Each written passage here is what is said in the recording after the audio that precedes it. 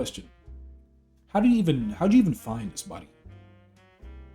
I'm probably gonna figure that out later in the video, but pretty fishy. Hello, mate. So I've been seeing I've been seeing Los and his dad react to this Dr. Insanity dude.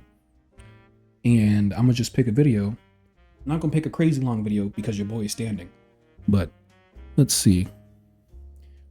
That one looks pretty juicy. Police discover a killer's hidden torture forest.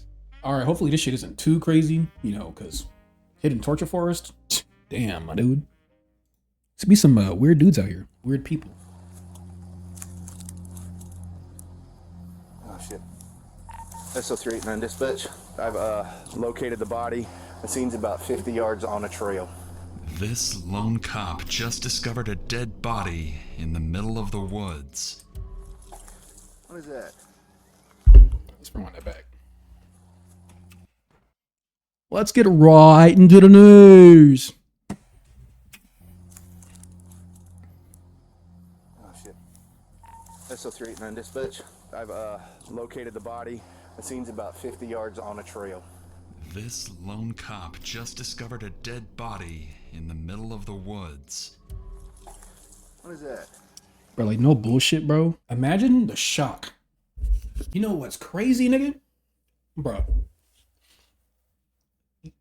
I couldn't even comprehend the shock of seeing a dead body,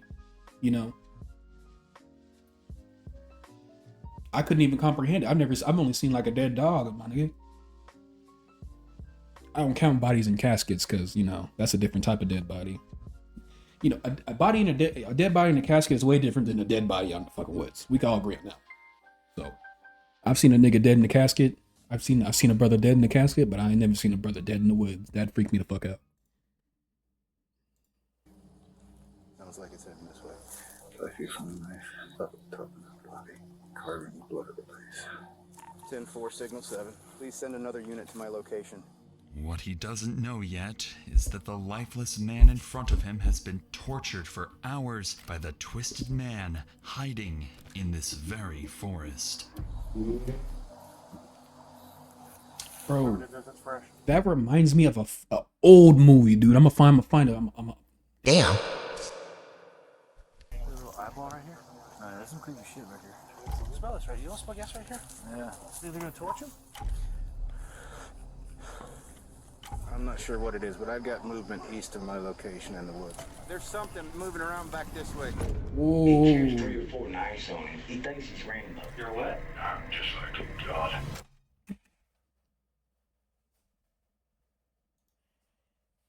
When niggas start saying they're God, you gonna have to lock them up. I feel like that's one definite reason. Once niggas start playing God, it's time for December niggas 23rd, to go in the jail cell. 2022, and Officer Azure has just received a 911 call from a distraught man reporting that he's found his best friend's lifeless body in the middle of the Lake Jackson forest. Officer Azure, along with a group of first responders, quickly arrive at the scene. Okay, y'all stay right there.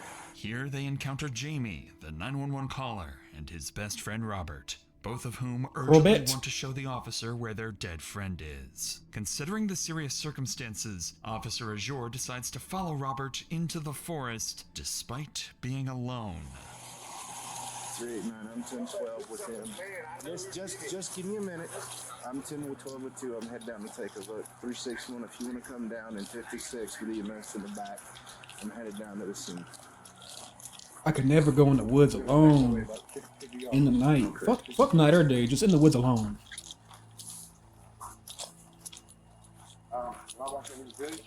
Yeah. Knife was laying on the ground. There's no blood on it. Did you touch the knife? I did pick up the knife. Okay. Well, we're gonna need to get fingerprints from you, okay? No problem. I walked by the tarp, and you couldn't see James. Okay. And then Alan walked by the tarp and goes, "What's that?" And he Okay, but my question. How'd you even find this body? I'm probably gonna figure that out later in the video, but pretty fishy. picked the tarp up with his sticky gun in his hand, and James was laying there face down, and I dropped the knife and we left. Okay. All right. Well, we're gonna need to get a very detailed statement from you, okay? Just because. I understand. Well, the thing is, I'm not accusing you of anything, but you have to be ruled out. You see what I'm saying? 100%. At this point, the officer can't yet confirm Robert's story, but with a dead body reported, he has no choice but to push deeper into the woods. However, I mean, alone with a suspicious you can call man for he's backup, just then met push and deeper a into the killer who woods, could be you know? lurking nearby, the officer knows he must proceed with extreme caution. You just hang on down right here for me, okay? Let me get up there and take a look. You better than that talk for this. Which one? Right here, plenty. Oh, shit. Okay. And then, please look in that back stand, please. All right. Where's the knife? The knife is on the left-hand side of him. Okay. Laying on the ground. He's got a white belt. Okay. Just hang out there for me, okay?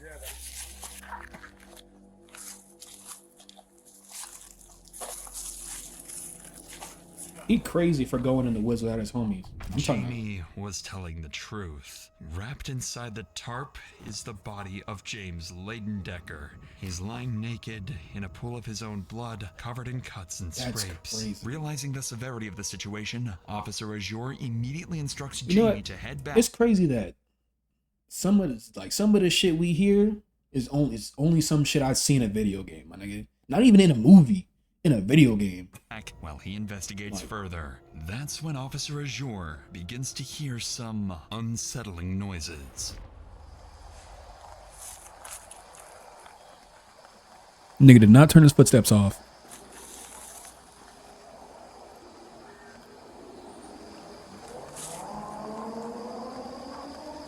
I'm not sure if it's a person or I'm not sure what it is, but I've got movement east of my location in the woods. Sounds like it's heading this way. Hey, whatever it is, let that thing go. I'm talking about the gun. Swiss cheese that nigga. Hey, LT. Fortunately for Officer Azure, LaDamian Tomlinson. Let me stop. backup arrived just in time, providing some relief from whatever might have been lurking in the forest.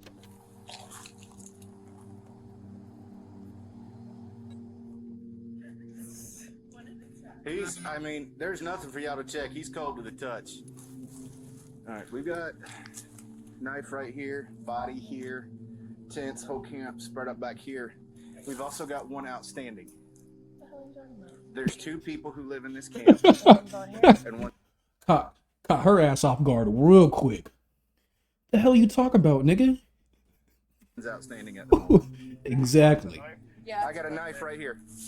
No blood on it, Well, there's something right there, but hey, do you still got those 2 guys 10-12 up front? Yeah, they're standing there waiting for us. Good, because one that led me back touched the knife, so we need to get his prints and a statement off him. The other one touched the tarp. They found out what was going on and they took off. I checked the camp and he's the only one back here. I got the name of the person that he was arguing with at 5 or 6 o'clock. Yeah, so, and I've got what looks like maybe his clothes right over there. So he's naked and there's some clothes right there on the fire. As medical staff arrives and examines the body more closely, they observe a brutal manner of death, blunt force trauma to the head, strangulation, and something even more disturbing, gasoline, found in James's lungs and stomach. Detectives are left with a burning question. Why would a victim have gasoline inside him? However, this would be only one of the many disturbing details officers uncover at the scene. Hey, Seth, take a look at this for me. What is that? Is that just soot weared off on that, or? I mean, it looks awful shiny. Where he has been stabbed, just from what I can see. But he is butt naked, face down on the tarp with his upper torso covered, so definitely not. And definitely somebody put him here. So I don't know what his face looks like. If he was stabbed in the neck or the face, The blood may be hidden by the tarp. I'm not seeing any obvious blood. Apparently, the witness picked up the knife, and the knife has like a Russian string around it. There's blood on the the tarp's brown, but there's blood all over the tarp, like blood splatter. It looks like, I mean, he was moved post-mortem. You can tell by the way he was dressed. Oh, he's got his fucking leaf in his ass crack. Yeah. That's hollow gun blood, you see that? Yeah. Oh, okay. That's crazy. Almost looks like they're carving Odin. This in the one eye. You see that? Fucking nuts. Artistic. Is that a carving? Still gas. So yes. Oh, they had to cut that with a chainsaw, right? Bro, what the And it looks like what the hell is that? Still gas right here. That looks like a damn. That looks like the motherfucker. The giants off of Skyrim. Why is that in the woods? By now, officers were certain. Bro, they what is had this a murder quality? on I know their it's body cam footage, but my nigga, damn. Oh. The injuries to the body, the bloody knife, and the presence of gasoline all point to one thing. This wasn't just a killing, but a calculated act where the victim had likely been tortured for hours. With this in mind, officers would return to question Jamie, the man who had originally called 911, and what Jamie reveals would soon lead investigators directly to the killer. But before we continue, it's worth noting that tragedies like these could affect any of us. Take Yvette Torres. Speak again with Jamie, one of the eyewitnesses, and he would provide them with their biggest lead yet. Why doesn't he got a So stick? I heard arguing and stuff. So I go through the woods, go to this camp.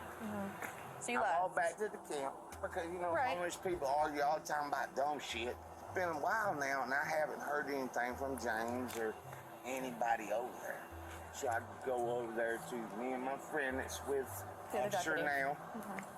Go over there, right? So when I walk, get to a certain point, I see a tarp laying Right. there beside this tree, which is never there.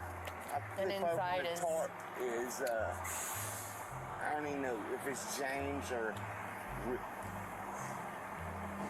All right. Well, we're gonna get it figured out, okay? Do you know James' last Please name? do. Do you know James's No, last ma'am. name? No, ma'am. No. I'm talking about the person who did this, 36. because I know who it is. Dusty McDonald. That lives right up. He just got the complaint this morning. Man come down there with a hatchet, threatening, chopping shit up. Called it in, sheriff's department. They come over, they talked to him, they told him that they're gonna go over and talk to him to stay away. And James is the one who called. No, ma'am. Who It called was this morning? Rick. Okay. Do you know Rick Rick's is last the one name? who stays there. Okay. No, ma'am, but Rick is the one who Rick. stays there. James is a friend of everybody's, but So I he was should staying be able up there to with find out Dusty. by his name. According to Jamie, a man named Dusty McDonald had attacked another man, Rick, with a hatchet earlier that day. Police were Big ass called ears. but were unable to locate or confront Dusty at the time. While this incident was concerning, Big ear ass it nigga. wasn't Let me enough stop. on its own to establish Dusty as a primary suspect. Until nearly every witness interviewed pointed to him as well. Eventually, officers had gathered nigga enough just riding on a statements to bike with a justify bringing chainsaw? Dusty in for questioning. All they needed now was to find him. As police began searching for Dusty, other officers on scene would sit down with the two 911 callers to piece together a timeline. According to them, the day had started with unsettling signs that something was off. We both went down there. We live right here. We wanted to go check on our family. He's wrapped up in a tarp. Okay. Sir, We came back and I called heard and told arguing earlier, right? We know who was down there, sir. Arguing. Okay. So I walked down through the woods. I seen Dusty have James on the ground. He was saying, you shouldn't talk shit about this and that. You know what I'm saying? I heard, like, oh, they just getting shit up, you know what I mean? But I never hear nothing from over there no more. I'm like, You know Dusty's real name or? Dusty McDonald. Did you say that James called them today and said, hey, Nope, Rick. oh, Rick called? Imagine actually naming your kid Dusty. Like, come on, my nigga, Dusty? Oh, Rick? And you out here killing people. You're not even like a cool person. You even like riding cars or nothing. Cut him up, Machete? threatened with a machete, Yeah. cut his tin up, Yep. all kind of shit. He called the police. I was there Yep, for that. I called was the there for police, that. made him report, and the police just said, stay away from it. There's a tarp laying beside a tree that's never there, because I live here, and I took this stick and went. When I flipped it up, I seen legs. Based on these witness accounts, officers now have a fairly detailed picture of what likely unfolded just hours earlier. They also have a lead suspect, Dusty McDonald, a name one of the officers Oh my happened to be familiar goodness. I'm not surprised this nigga killed somebody. Look at him. No wonder why this nigga wears a hat. You know, with. I gotta look at that. Just cut it off, dude. See, you can't name a nigga Dusty because he will be Dusty. He's like One of the oh officers my happened to goodness. be familiar with. I think they already brought up his name, but Dustin McCormick. Yeah, Dusty. Dusty, Yeah, that's wicked. supposedly general and some militia come down there this morning with a machete and started hacking up some of the tents so he wanted to clear the area. Said he's a Signal 20 and off his meds. They said Dusty. They said Dusty's the one that's outstanding. Yeah, they said this guy Dusty left from over here by later in the evening. By now, it was clear Dusty had likely been involved in the murder, and with Jamie and Robert's statements in hand, police began piecing together the sequence of events leading up to the brutal killing. Earlier that day, Rick, another man who lived at the camps, had called 911 claiming a Dusty McDonald had slashed his tent with a machete while searching for a man named James, even threatening him in the process. Later that afternoon, Dusty managed to find James, and witnesses reported hearing arguing from the camp. When they checked to see what was going on, they saw Dusty on top of James, wrestling and yelling. It didn't appear to be anything more than a heated argument, so they returned to their camp. However, hours would pass, and nobody had heard from James. Robert and Jamie began to worry and decided to go looking for him, and that's when they found a blue tarp covering James's lifeless body. Nearly all witness accounts lined up perfectly with this timeline of events, making the next step for officers clear: arrest Dusty and bring him in for interrogation. Is that what this nigga's wearing? Fortunately, since officers had begun the work of locating him earlier that day, they already had Dusty's address. Soon after, they surrounded the house, ready to move in.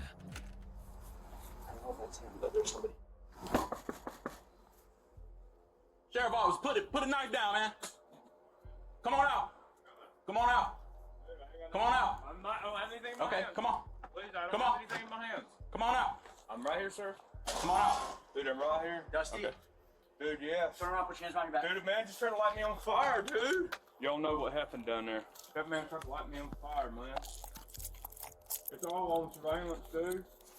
Listen, Dusty, you try to do things stupid, the dog's gonna bite you, understand? No, I'm not even on, dude. Look at there. I'm not armed at all, sir. Sir, I just left my house and nothing tried to murder me down there and light me on fire. Dusty's behavior would be bizarre from the start, immediately insisting that James tried to set him on fire and that the officers, quote, already know what happened down there. Whether he's trying to claim self-defense or is just completely unhinged is anyone's guess. Sorry, walk this way, man. Yeah, dude. Sorry, you know what happened down. But if you think he was trying to light you on fire, maybe you'd have gasoline in your lungs. Or some shit, my nigga. That's what we're trying to figure out. Dude, man tried to light me on fire as I came. Okay, just listen. Okay, We've got one side. Right. That's why you need to come with us, okay? I know you are.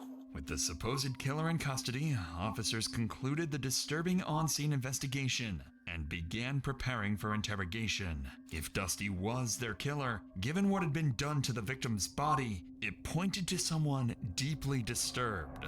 That suspicion would soon be confirmed. By now, Dusty had already raised serious concerns. He had slashed Rick's tent and threatened him. On top of that, multiple witnesses had just reported seeing him argue with James hours before the murder. However, despite how clear things seemed, there was one major complication. Dusty was claiming self-defense. He alleged that James had thrown gasoline on him and threatened to set him on fire. This wasn't a claim detectives could easily dismiss, especially given the distinct smell of gasoline at the scene, meaning there was a possibility he could get away with his crime. Even though it's clear who's behind the murder at this point, Dusty's story now carries a shred of credibility. Detectives have one goal: to break that story, either by disproving his self-defense claim using witness statements, or, ideally, by getting a confession. Okay, all in all, nigga saying he pulled up with a hatchet. Bruh. I mean, just that, he could be incriminated, no? Either way, the pulling up with a investigation hatchet is and about cutting to down get a lot tents? more complicated.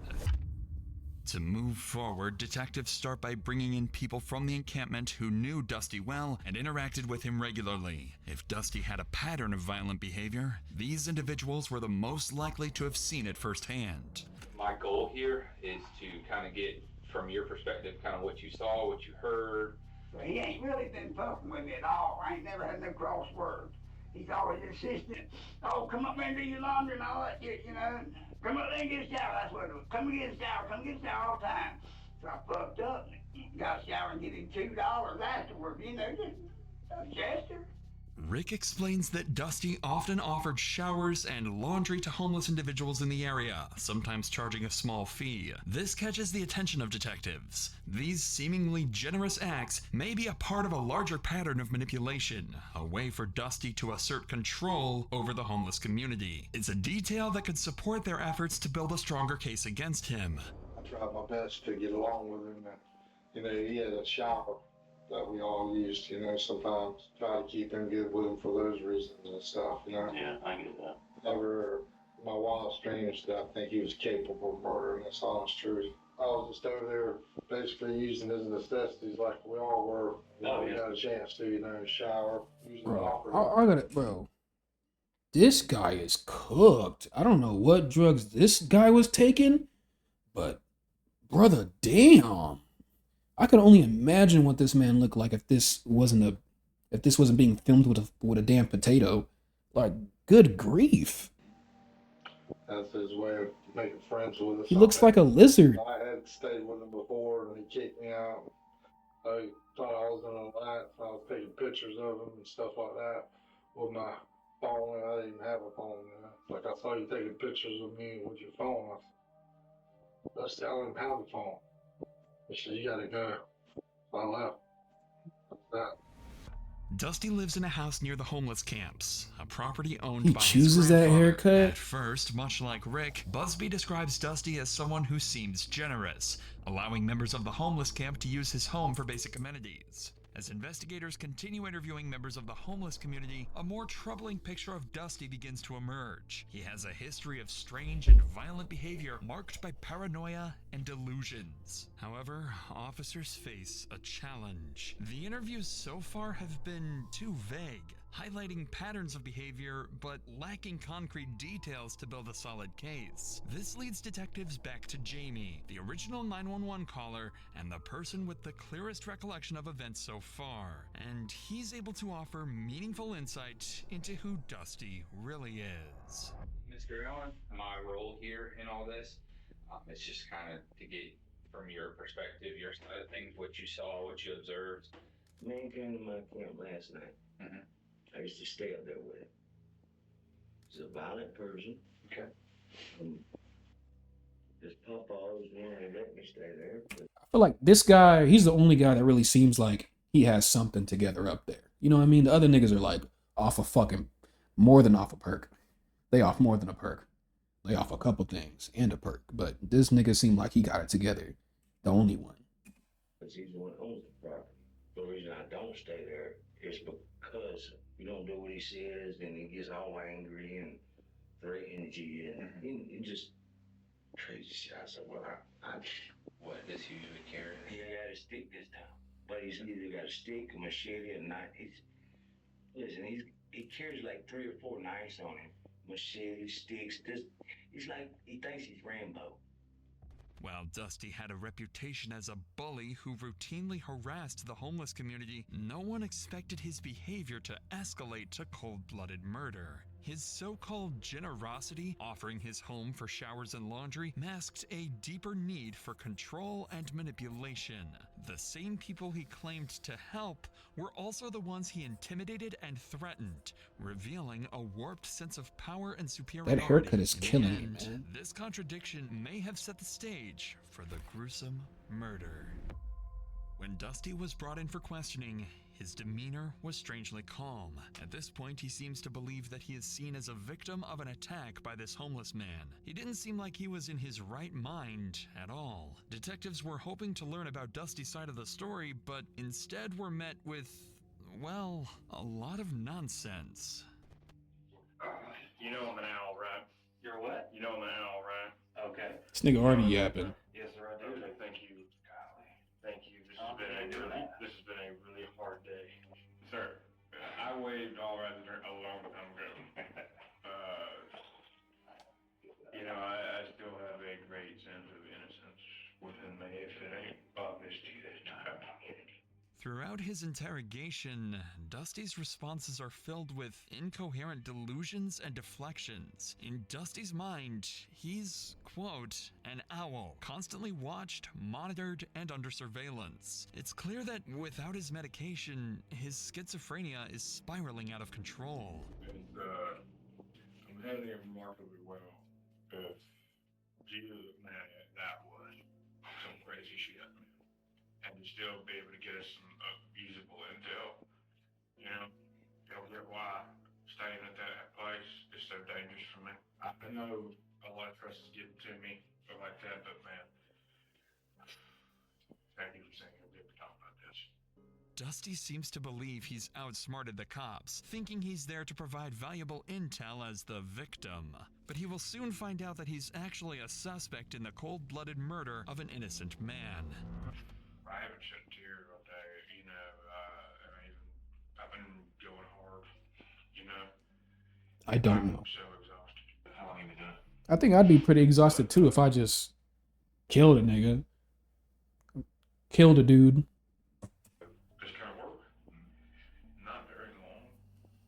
That was my first. I think everybody knows that. From the get-go. Thank you for this deep psychological diagnosis. It's helping a lot. Good. Listening This nigga's closely crazy. to Dusty's words, it seems as if he's openly admitting to the murder. Although his statement is scattered and unclear, it gives detectives the impression that he's acknowledging responsibility without fully grasping the seriousness of his actions. But Dusty's bizarre admissions wouldn't stop there, as he continues rambling incoherently. I was brushing and then he tried to gasoline on me because you saw how I was rolled up and down there. Dude, I thought I was just doing it for the other. You know what I mean? Because that was my intention. Everybody knows that. I then managed to hit that Neo UI and come out like that. I don't know how I do it sometimes. You know what I mean? Yeah. When I'm just experimenting in the house with blades, like before when I took the I'm trying to pick up what this man's putting down. I just can't pick it up. What is... I just know with my beautiful mind that it's a three-way. It's the photographic, the audiogenic intake, and then the lovingenic. Yeah. Audiogenic. I don't think I've ever heard that word. That might be a new one. I'm just like a god. Lock him up. Lock him up. I never thought it would be something like that, but my God, what that thing was. While Dusty's ramblings could be interpreted as an admission that James was his first murder, the statement is buried in a mix of delusions about retinoids, his photographic memory, and other incoherent claims. The detective picks up on this and pushes further, trying to separate fact from fiction in Dusty's fractured account. Why is this nigga yellow and pink? Yes, sir. Can see elsewhere. I'm trying to. I know you're not mad at me. That's just. I don't want you to think I'm asking questions. Others like think my personality is I can't talk to people. I can. Yeah. But I don't want you to think I'm being an absurd. I am very relieved that we were having this conversation. Dusty claims he's not mad and that people don't understand how he communicates. This shows he might have a twisted view of himself, possibly because of paranoia, delusions, or mental illness. What's strange is how calm and relieved Dusty seems. Most guilty. I'd like to say it's probably all three of those. You know, this man is crazy. Look at him. Guilty people would be nervous or scared during an interrogation, but Dusty is different. He seems to still believe he's the victim and doesn't grasp the seriousness of his actions. Instead of taking responsibility, he thinks people just don't understand him. This becomes even clearer when Dusty asks one final question to the detective. Will I be able to go home? I'm gonna figure that out. Yeah, because am I going to jail or we're going down to dance?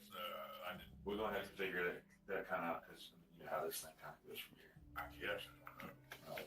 I'm gonna come talk to This nigga has no idea. He has a little bit. He knows a little bit what's going on. Had heard enough to know it was time to wrap up the I interrogation. don't think he really knows.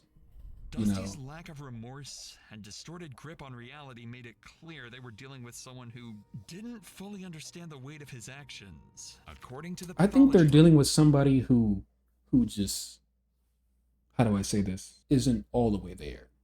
You know what I mean? report, the victim, James Leidendecker, was subjected to horrific torture before his death. His body showed severe blunt force trauma, including cuts, bruises, and fractures to his face, nose, ears, and mouth. His eyes had severe bleeding, and many of his teeth were broken. The injuries also extended to his neck, with heavy bleeding in the muscles and a broken hyoid bone, suggesting he had been strangled. What is a hyoid bone? Hold up. Science lesson. What the fuck is a hyoid?